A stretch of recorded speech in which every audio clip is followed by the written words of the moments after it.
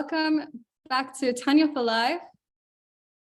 We are now starting chapter 14, Baruch Hashem. We just finished our last chapter in the last class. Sorry, just getting the screen ready.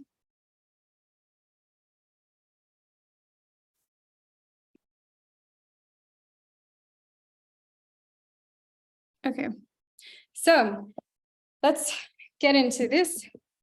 Again, this is a really good chapter for us. And Miriam's CBTT tools are really present here. This is where she gets it from. She gets it from the Alter Rebbe. She gets it from all the sources of Chassidus, which is passed down from the Baal Shem Tov and all the way down. And even further, even before the Baal Shem Tov, the Kabbalah and Matan Torah, Moshe Rabbeinu. So this is just this is Hashem. So in an attainable way, this is Hashem. So let's try absorb as much Kedusha as we can in a gentle way that will be absorbed in our hearts.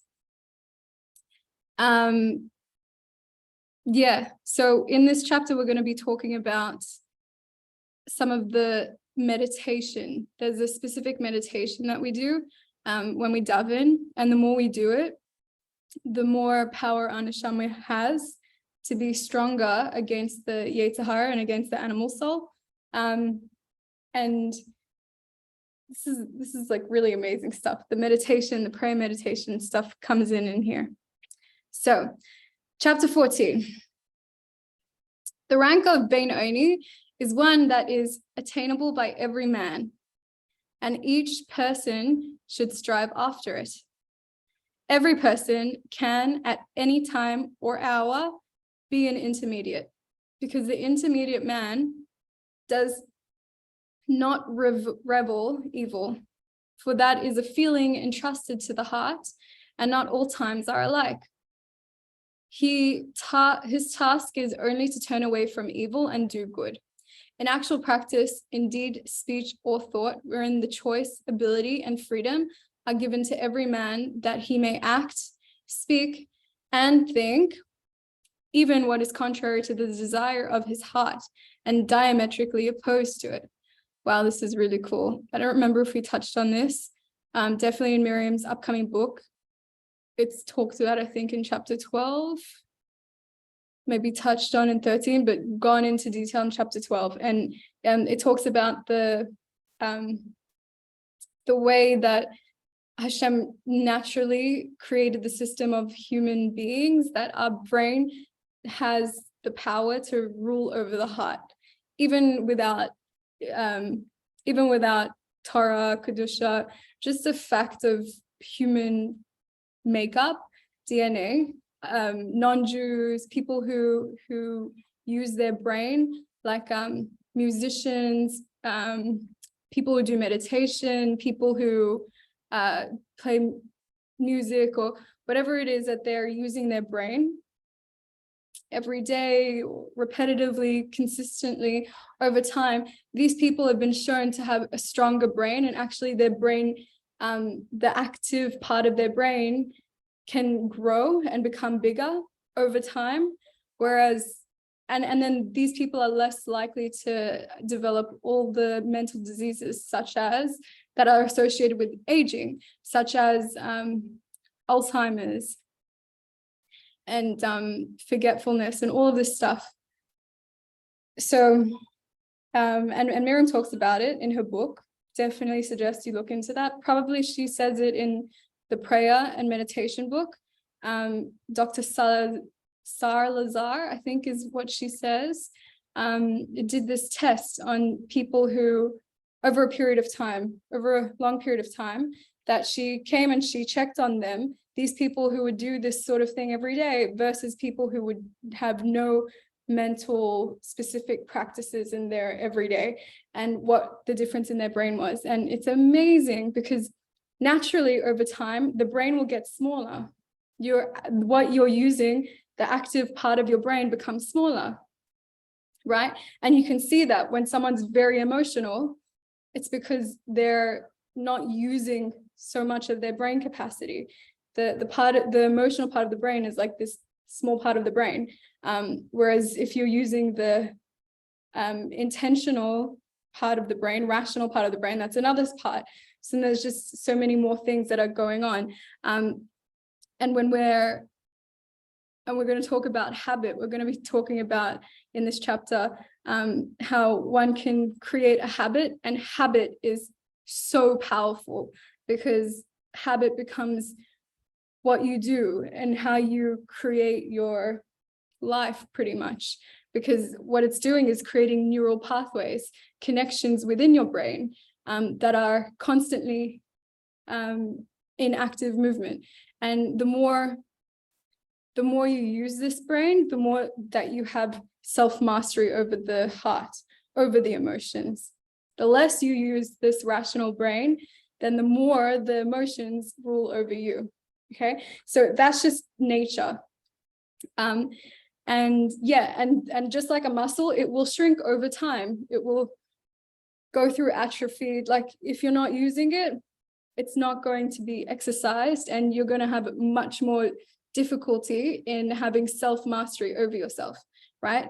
But the Bein Oni is the level when these people, we are connecting with this mind in a Torah way, in the way of Hashem, and we're strengthening the power of the mind through the power of the soul. And that soul and mind together have self-mastery over the animal soul. So really, really cool that even if the heart, remember we talked about any urges comes from this part of the heart, I think it was the left ventricle, where the animal soul resides. And that's where any evil urges, evil desires, material desires, something like losing your self-control in a moment, right? That all comes from this part of the heart, whatever that means to you. It comes from this part of the heart, and this part of the heart can be can be simmered down. Like you can choose to act differently from how this part of your heart feels. And sometimes it can come like a big urge, like a craving, like something you feel like you have to do in this moment. There's no other possibility. Just have to do it and everything will be fine. Like that's how craving works. Then the more you go after the craving, the stronger and stronger the grip is on you, because the more klippa you're taking upon yourself, covering your soul more and more, making this animal soul bigger and bigger, more coarse than it actually naturally is. And with all of this strength, still one must know that you're able to do something completely diametrically opposed to this feeling. You're able to act differently, consciously act differently from the desire of your heart. And this is what it is to be a Bein Oni. Even when the heart craves and desires a material pleasure, whether permitted or, God forbid, prohibited pleasure of the material, he can steel himself. The Bein Oni can divert his attention from it altogether, declaring to himself, I will not be wicked, not even for a moment, because I will not be parted, be separated, heaven forbid, from the one God under any circumstances, being mindful of the admonition.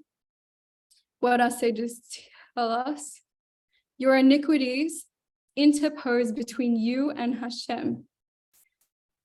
Nay, my real desire is to unite my nefesh, ruach, and neshama with Hashem through investing them, my nefesh, ruach, and neshama, in his blessed three garments, namely an action, speech, and thought dedicated to Hashem, dedicated to Hashem's Torah and his commandments, by virtue of the love of God, the emotion of love of God that is hidden in my heart, as in the heart of every single Jew. Every single Jew is called a lover of Hashem's name. Even the most unworthy among the worthless is capable of sacrificing himself for the sanctity of God, Surely I am not inferior to him. It is only that a spirit of folly has overcome him, and he imagines that committing a sin will not affect his Jewishness, and his soul will not be severed thereby from the God of Israel. Forgetting also about his love of Hashem, which is hidden in his heart. Wow.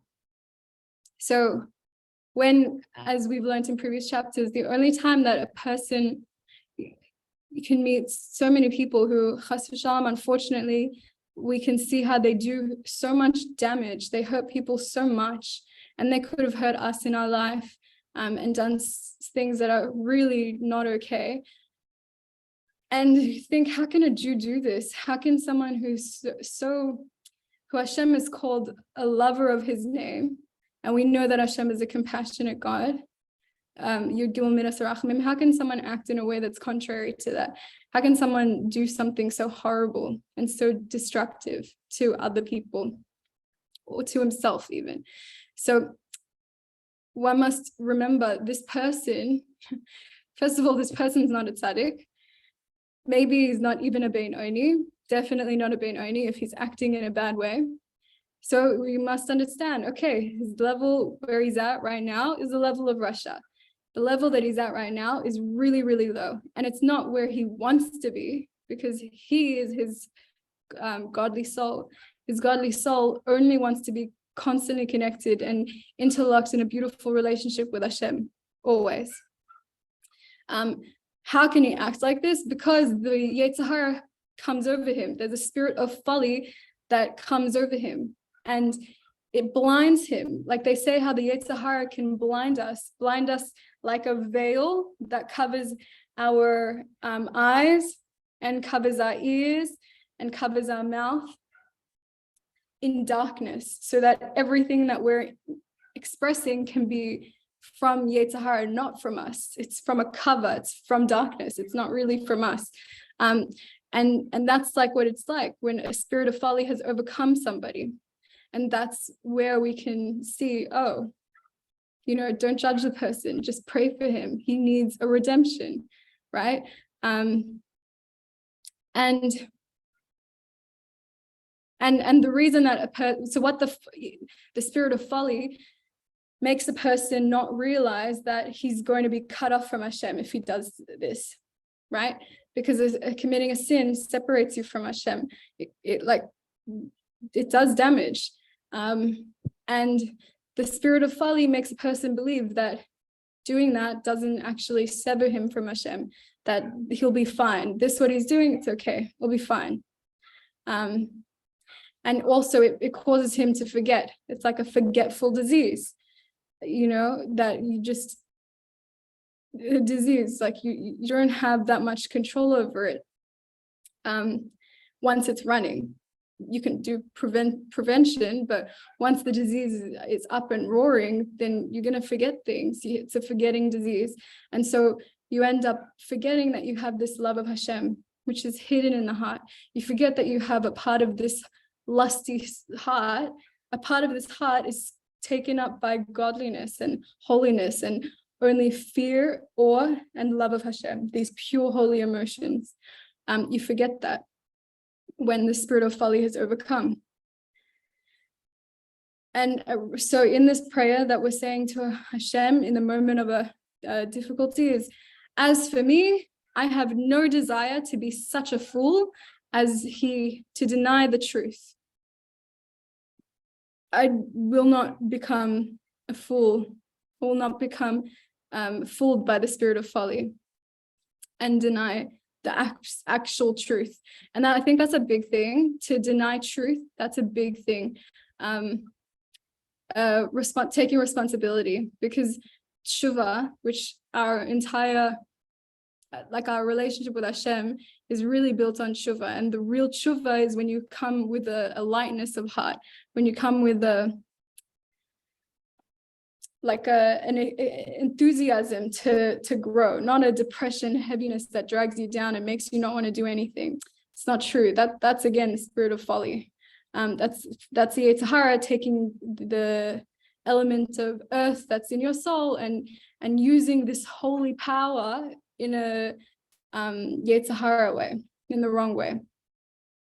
If you use this energy, if you use it in a way with alacrity, like you excited to come back to Hashem because you know He's always there for you, and always accepting you and always sees the best in you, then you'll find it easy to do teshuva, and you'll see that you're not making the same mistakes all the time.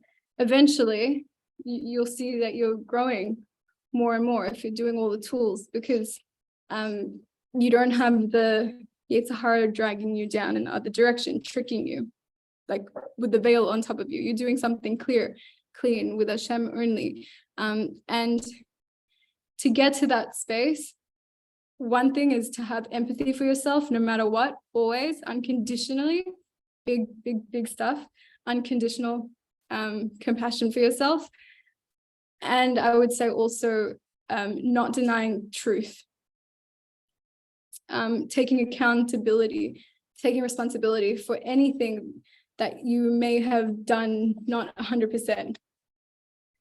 Because even in every situation where someone else may have done something wrong, there's always something that we're not perfect about, most likely, unless we're tzaddik, but most of us are not that level. Usually we can find something that we can work on, or find something we can be grateful for. Hashem, thank you. Maybe this, what I'm going through, is a cleansing for something somewhere where I wasn't so stand up in the past. Maybe now the way I acted was perfect.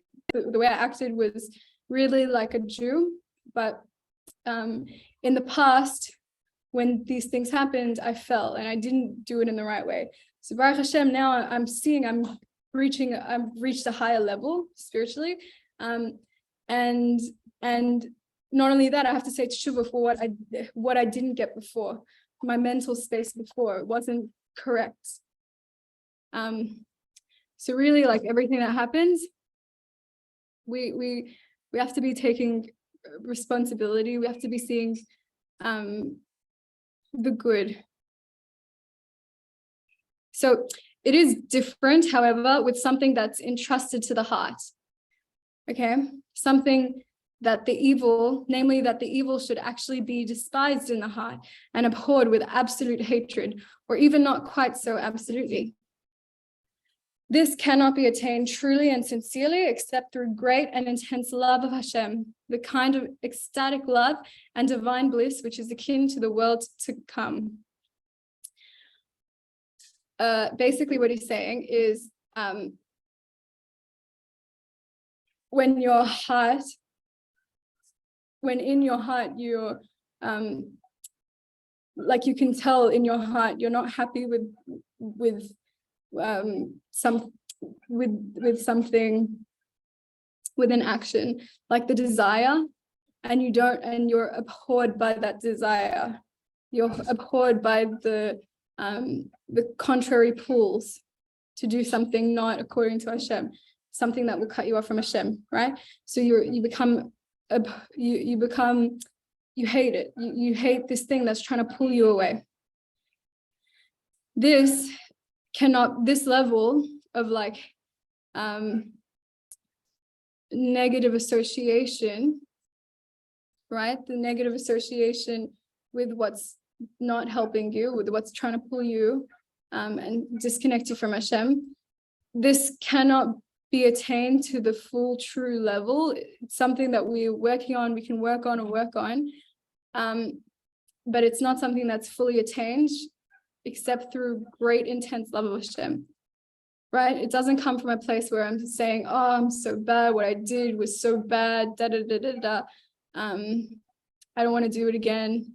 And every time I think about it, I'm gonna see how painful it was. That's okay, that's one thing, but that also sounds super heavy, very hard to move from that space. But the true place is when you're thinking about the love of Hashem, when you're thinking about how good it is to feel Hashem. And not all of us have necessarily experienced this. It's something you have to toil and work for, and then it gets given to you from Hashem. And it's this love of Hashem that gets bestowed upon you. And here it's like a divine bliss, which is a taste of the world to come. So this is something that Hashem implants into you once you've like reached a level, once you've, through your experience, you've redeemed yourself. And then with this place, you can actually despise truly in a holy way, so anything that takes you away, not in terms of people and personalities, but in terms of spiritually tainting something that's material pleasures, right? We can reach a place where our material pleasures, we're not doing it for the sake of the material pleasure, we're doing it for the sake of desiring Hashem, connecting with Hashem for the sake of heaven. So we can get to a place where anything that's not for the sake of heaven, it becomes disgusting, something I totally do not, I hate it, not for me, totally not for me, because of this love of Hashem. So of this experience, the rabbis said, thy world, your world which you see in your life, and not every man can attain this state, for this is in the nature of a gracious reward. Wow, it's a gracious reward. As it is written, I will make your priestly office a rewarding service, as is explained elsewhere. Therefore did Yoav say, you did create tzaddikim. It is also found in Tikkunei Zohar that in the souls of the people of Israel, there are many kinds of gradations and distinctions, pious men, strong men, who gain mastery over their nature, scholars of the Torah, prophets, tzaddikim, so forth.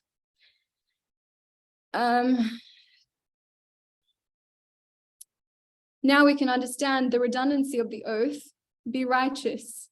Remember at the beginning of Tanya, this is talking about the beginning of Tanya. So now we can understand the oath that we took before we were born, when we were the neshama, the fetus, and when our neshama was, before it came down into this world, we had to swear, take this oath, be righteous, be tzaddik, and be not wicked, which is unintelligible at first. Since he is one, be righteous, why do we need to say that you should not be wicked? That's redundant. So the answer is that inasmuch as not everyone is privileged to become a tzaddik right off the bat, nor has the person the full advantage of choice in this matter to experience true delight in Hashem and to actually and truly abhor evil. He is consequently adjured a second time, thou shalt, at any rate, not be wicked.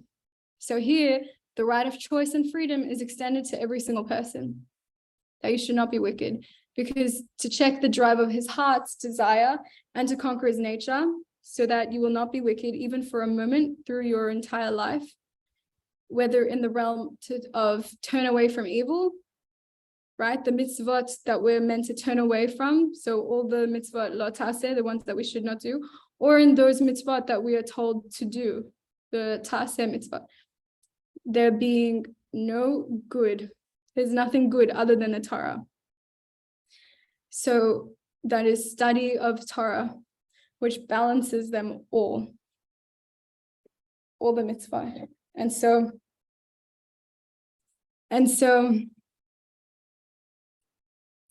nevertheless, a person must, we're going to go into this in more detail in the chapter. This is still just summarizing, just an introduction. Nevertheless, a person must set aside specific periods in which to commune with his soul. Oh my gosh. This is a summary of the whole chapter. This wasn't like the text. Okay. Maybe we'll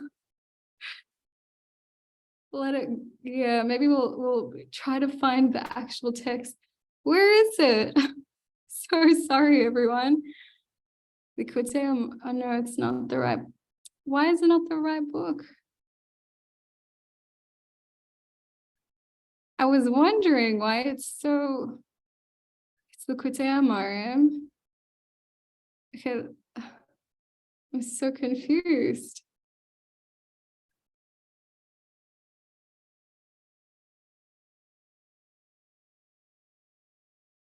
What? So sorry, everyone. Hopefully that was a good taste. Let's see, did I save No it? apology. That was wonderful. Thank you for that. Sorry? It was wonderful. Yeah, I think it was a great introduction. No, no worries. Okay, great. Okay, let's see.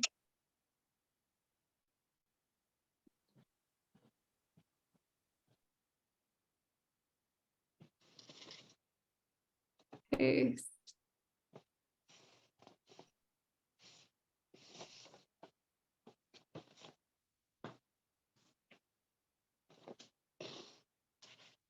Wow, yeah, I was wondering why it looks so different from my preparation. Oh my gosh. Okay. I guess we'll start the text. Let's start the text.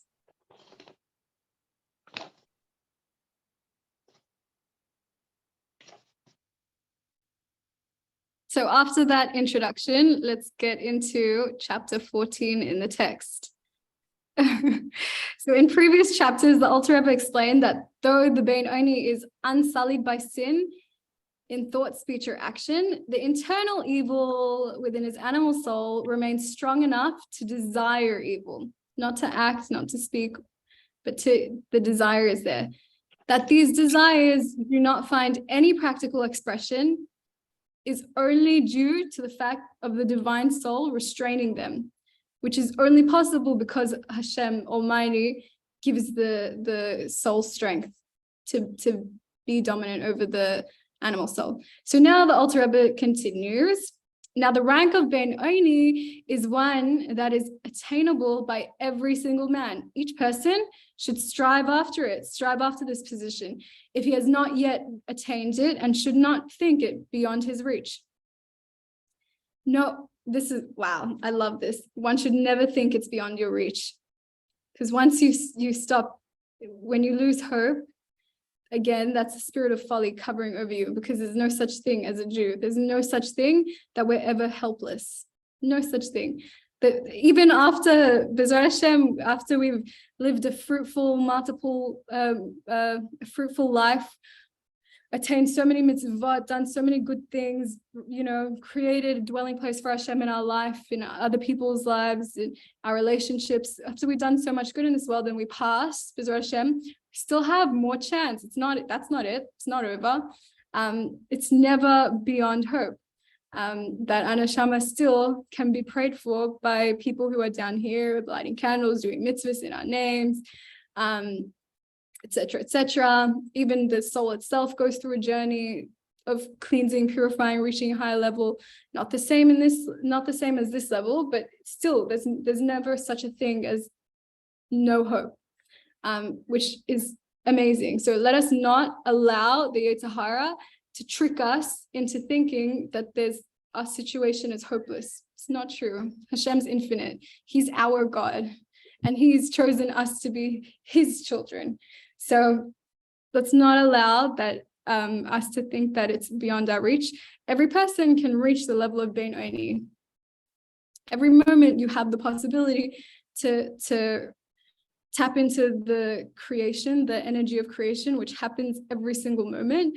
So no matter what you were doing a second ago, you can tap into this creation energy, this primordial energy, and build yourself up, strengthen yourself to be a Bein Oni in this moment. And remember another tip, Miriam teaches, you don't have to be a Bein Oni for the whole day. Just try to have 12 seconds of a Bein Oni experience, or 12 minutes. Your vitamin B6, B12. So vitamin B12 spiritually is the Bein Oni moments. Try to have 6 minutes of Bein Oni moments in your day. Try to have 12 minutes of Bein Oni moments in your day. If you don't reach it, that's fine. You don't have to be a Bein Oni all the time. Just try more and more to get stronger, to get more to build this neural pathway so that it becomes easier for you, more natural, it becomes habit. For every person can, at any time and any hour, be a Benoni, because a Benoni doesn't abhor evil. So you don't have to worry about hating evil. You know, you might still have the desire in your heart. You might be craving still with such urges, but you can still be a Benoni in that second, in that moment, because the Benoni just won't act on it. Unlike the tzaddik, who does abhor evil, the Benoni does not find worldly pleasures revolting and loathsome, for this is a matter entrusted to the heart. And as explained earlier, the Benoni has yet to conquer the evil in his heart. Consequently, he does not loathe evil. Wow, for this is a matter entrusted to the heart. To abhor evil, that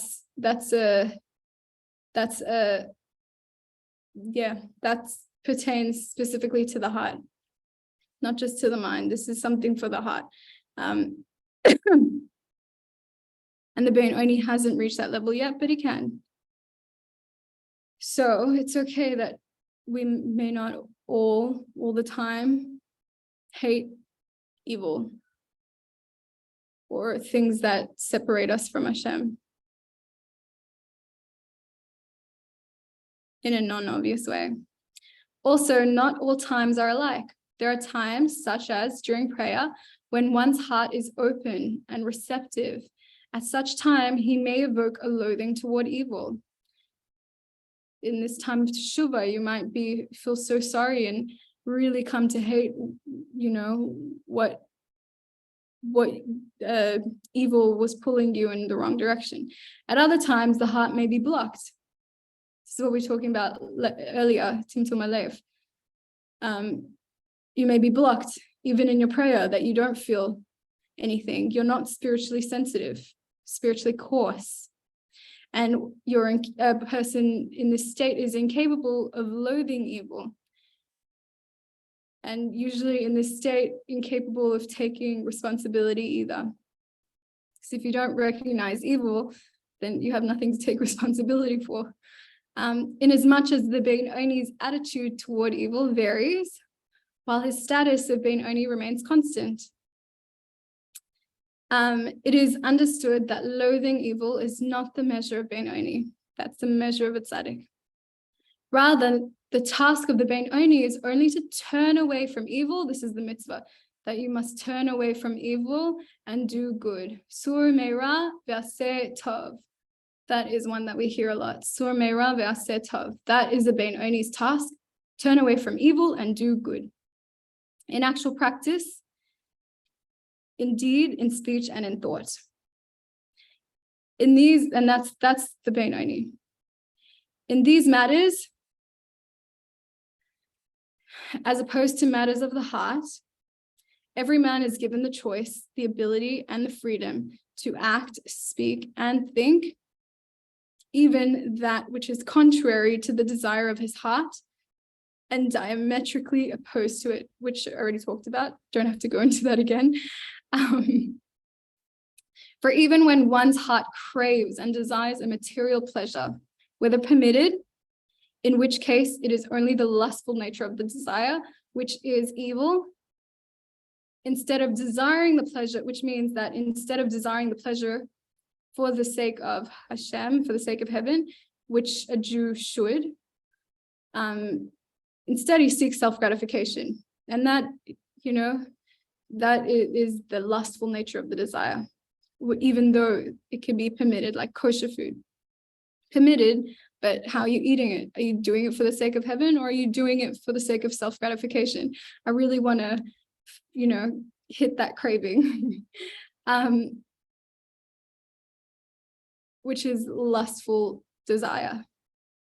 That lustful nature is the evil, not the eating.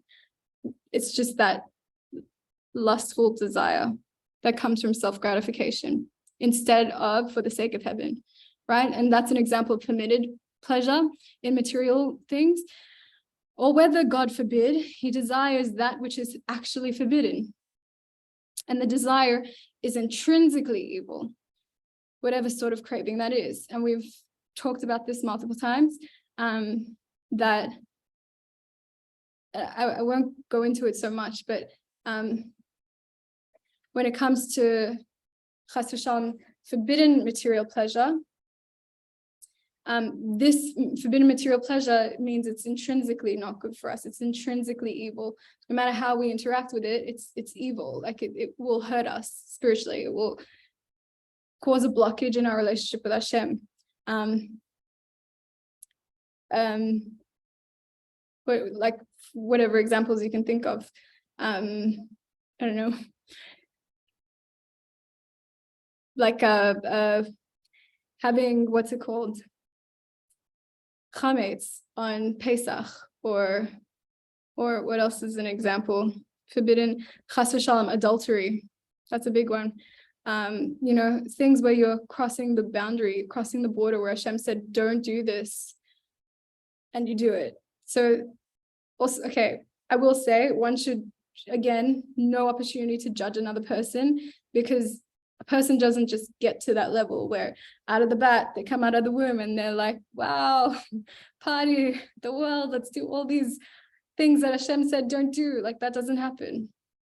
What happens is, as a person grows, and we've talked about the dominant animal soul, because your godly soul only gets instilled in your heart, and you only really achieve it bar bat mitzvah. So before that, a child is dictated by the animal soul. Know that. Don't judge your kids. Really have empathy for your kids. They do not have the tools that you have. They do not have the power of the godly soul that you have. So, you know, appreciate that you have that. You don't have to be like the kids, but also be compassionate for the kids, because also the animal soul is not a bad thing. Animal soul is a beautiful, beautiful diamond in the rough, and it just needs that direction and that guidance and that belief, unconditional love, and you know, guidance, and compassion to help it connect with and with kedusha, and to use up its qualities in the way of kedusha, that it'll enjoy it and will naturally become more refined. So even without the animals, even without the godly soul, you can help children, you can help the you can help the animal soul become more refined, but really it's a task of the godly soul. So and what I wanted to say is that, so already you're born with this animal soul. It is a king, it dominates the body for all of your childhood, and then it grows, and then you grow up. You get bar bat mitzvah, you get the godly soul, Baruch Hashem. This is a new king. This is kind of like a child, so he gets to grow. But always the animal soul had so much more experience before and already claimed this domain, claimed the body. So this is the, you know, where to see this with empathy, like why you keep making the same mistakes, you know, because it's the old king, he's been here longer, his habits, right? And when a person comes to do a sin which is outright forbidden, right? A forbidden material pleasure, which is intrinsically evil,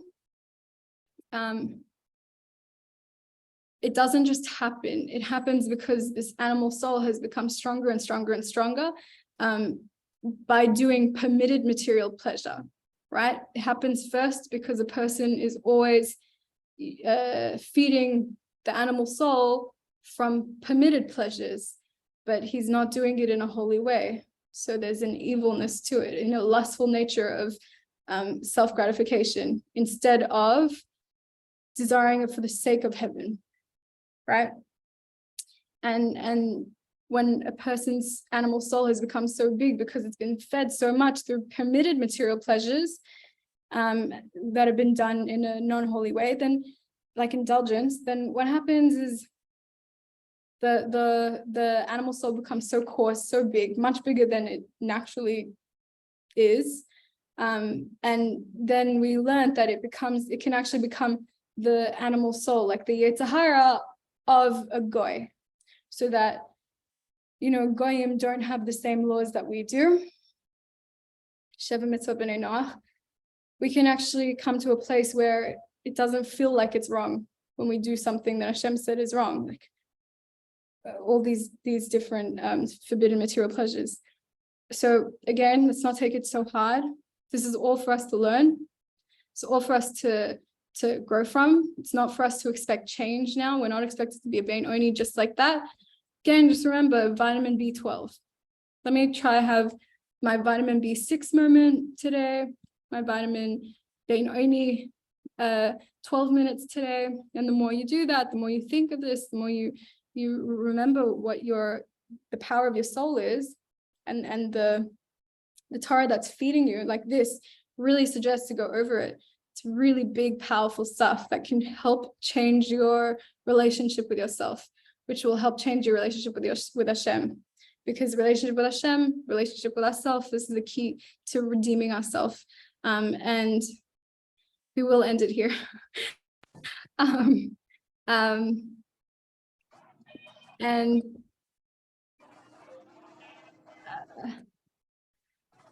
And even though we were born with an animal soul, which is naturally stronger, we have all these habits. Hashem told Abraham Avinu, the first Jew, hey, first Jew, my beloved Abraham, you have been born with a specific nature, with predetermined disposition, which can make you really emotional and really you will not have self-mastery if you follow it all the way. You will not have self-mastery if you, go by the way that you were born into your father's home, the childhood upbringing, whether you lacked anything, whether you got too much of something, no boundaries, too many boundaries, etc., etc. Not perfect. No one has a perfect home, so definitely usually have childhood issues, and also from the stuff of habits, right? That we talked about at the beginning, how amazing is the mind that it will build neural pathways, and these neural pathways will continue to play unless we rebuild and reschedule new things. So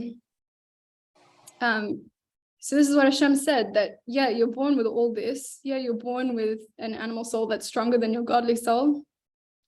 But you have the power to come to the real you. You have the power to not be, to redeem the real you from all of this. So again, there is hope for everyone, and in every moment there is hope. Never feel without hope, because we are Jews and Hashem has given us to be able to give to others. Always to be able to give to others, to give to the world, to give to our family, our children, our friends, other Jews, and then even more, non-Jews even. We're meant to help them to connect with Hashem also, through our example. So with that, let us finish on a quick meditation. So I'll invite everyone to relax. Allow yourself to let go of whatever tensions you may be feeling in your body, whatever tensions you may be feeling in your mind, tensions of your heart. Just allow yourself to touch base, connect all these different worlds within you.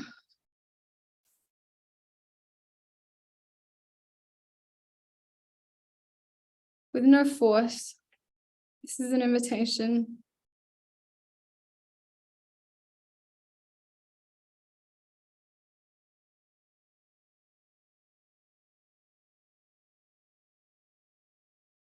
And maybe we'll do some sphincter muscle exercises like Miriam does.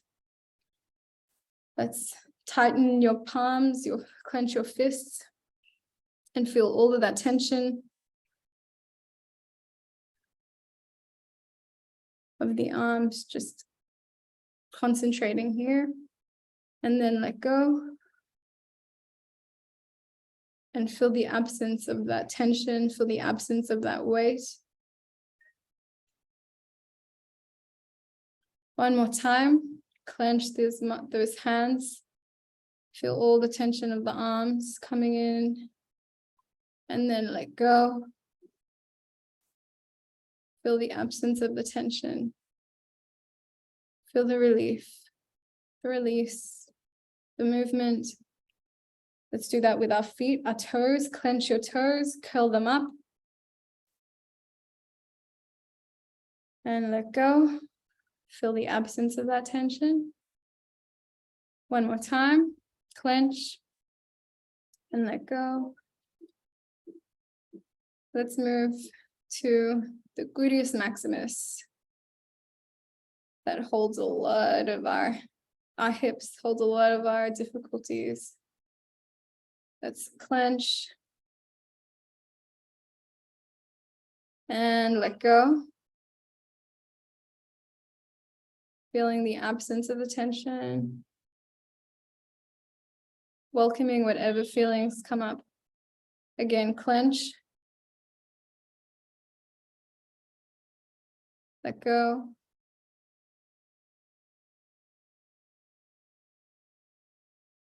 Let's clench your abdomen. Imagine all your organs getting squashed, your intestines, all getting squashed with the tension of the torso, and letting go.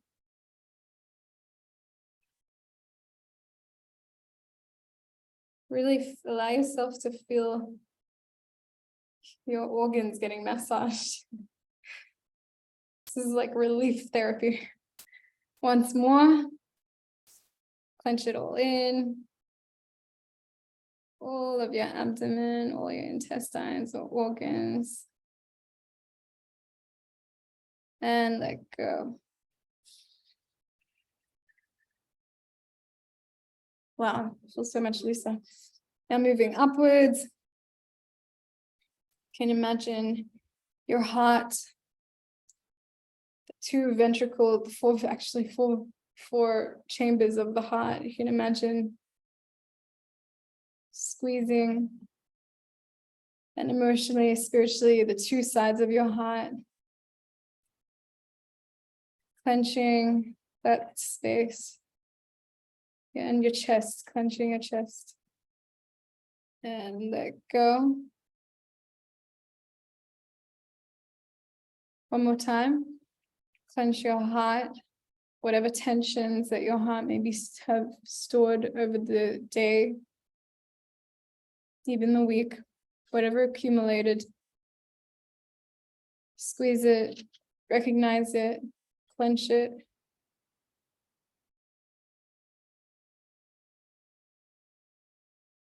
Let go.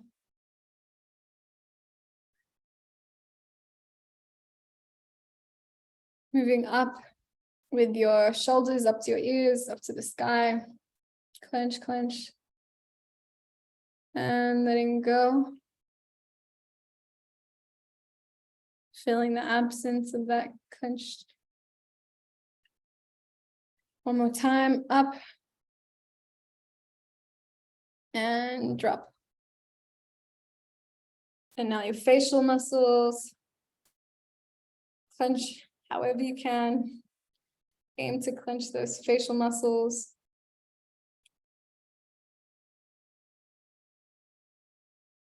Squeezing your eyes, your mouth. Then letting go. One more time.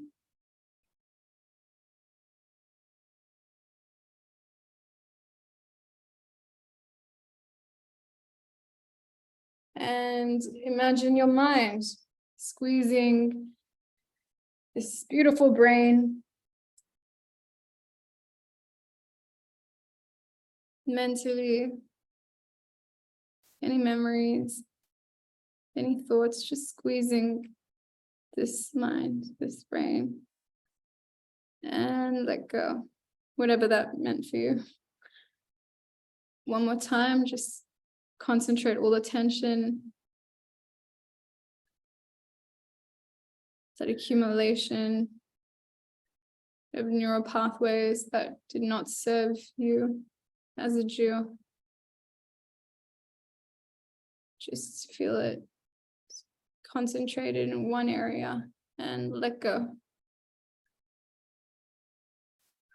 So now, in the absence of all this tension, as you breathe in, feel more clarity, more purity, more kedusha entering into your body, entering into your mind, your cleared mind,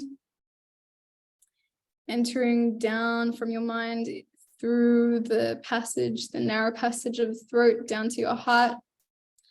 Imagine all the Torah, all the kedusha that we just picked up in our beautiful shir from the words of the Tanya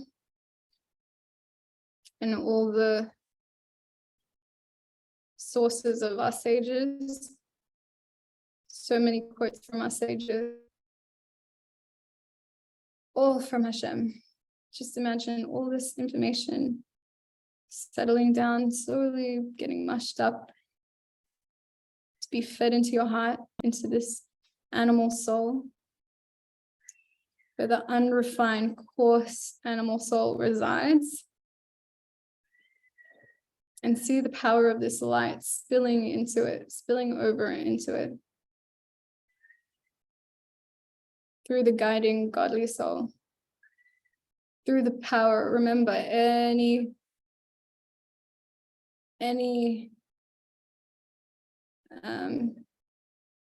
succumbing of the animal soul comes from the power that Hashem gives to our godly soul. So feel Hashem's power entering into you. Now that you've released a lot of the tension, feel Hashem powering you through, powering all of this kedusha into the heart, refining the animal soul so that it can shine with a smile. You feel the shine radiating from you, moving throughout all your body.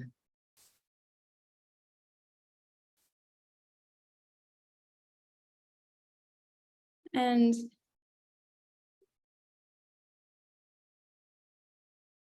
have this gentle, peaceful smile, a smile of compassion on yourself. See your children, see your loved ones, a smile of compassion on these people.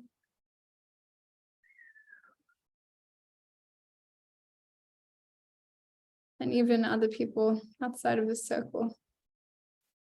Just allow yourself to have compassion,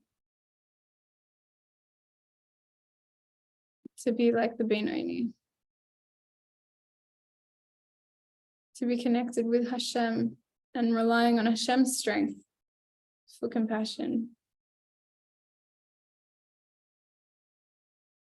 And then feel as your heart blossoms and grows, more and more beautiful, holy emotions start to express and radiate. And you feel even happier, even more joyful, even more light in your body. And you see that this radiating compassion and joy lights up the faces of the people around you. It spills over. It's contagious.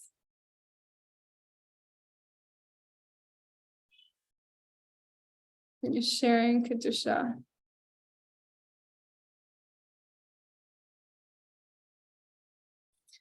So with the prayer that's talked with Hashem, Hashem, please, may this image in our mind be engraved in the grooves of our brain and the recesses of our hearts, to be easier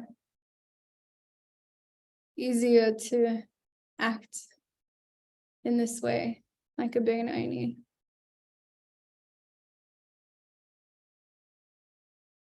Act for the sake of heaven. In an organic, calm, beautiful, joyous, compassionate way.